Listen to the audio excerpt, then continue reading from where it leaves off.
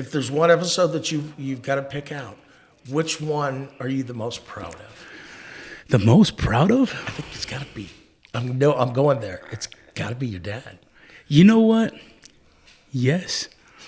But I think the one that I'm happy, I don't want to say most proud of, but, and it wasn't even an episode. I recorded a video the day he died. And he died on my birthday. Oh. So, I went, and I talk about it all in the little recording, but drove down there. Him and Mom did a good job of structuring everything to where when they died, everything was paid for. Everything was picked out. The process was in place. Everything was done. Yeah. And so it didn't take long. And, Dad had been sick a long time. I mean, we've been throwing Dad died at I think 77. We were throwing him his last birthday party since he was 65. You know what I'm saying? Yeah. And so I came back, and it was late at night. And I just had a lot of thoughts and emotions and stuff. And so I came here to record. But I got to talk about Dad, and it was my version, And it was emotional because I was emotional, but it was important to me to tell people who my dad was. Right. When we recorded me and Dad, it was all in Spanish. So it wasn't like most people understood it. It was kind of, even when I said, "Hey, nobody's gonna understand it," he's like, "Well, I'm gonna do it in Spanish." I said, "Well, do it however you want." So it was one of those things where I think that gave me an outlet to kind of process what had happened, right. And so, what a blessing. It really was. Yeah. And it's also kind of one of those things where it's like, I felt like everybody feels like their dad's amazing and their dad's best. I always tell my siblings, I'm like, but ours really was. Yeah. He had a lot of flaws. But he, it was funny because as flawed as he was equally as good, right?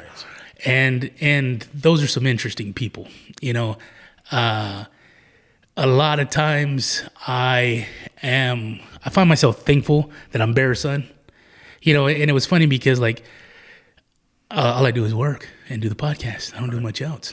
So I sit there and go, sometimes you look back and go, man, what are my accomplishments?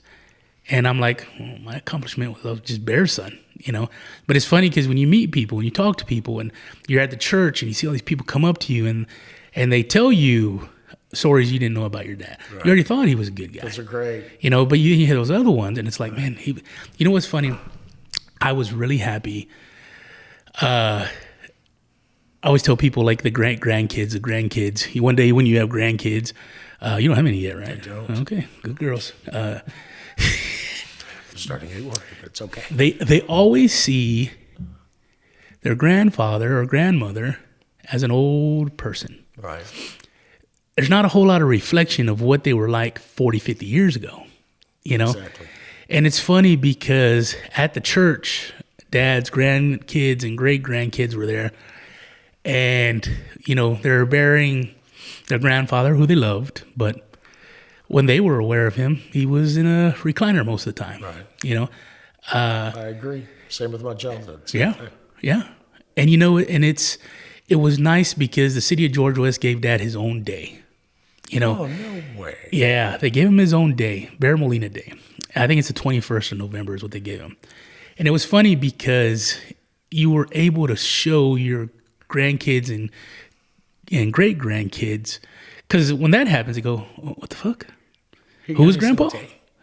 And it's funny because people go, how did your dad, when I tell people, they go, how did your dad get his own day? And I always say, he's just coached Little League and was good to people. Right. That's literally all he was doing, But he impacted so many people through sport, through baseball and softball, and being a good guy that. And it's funny because and I say it in the recording that I made. Here's a guy with a 7th grade education, 4th grade education, something like that. Wow.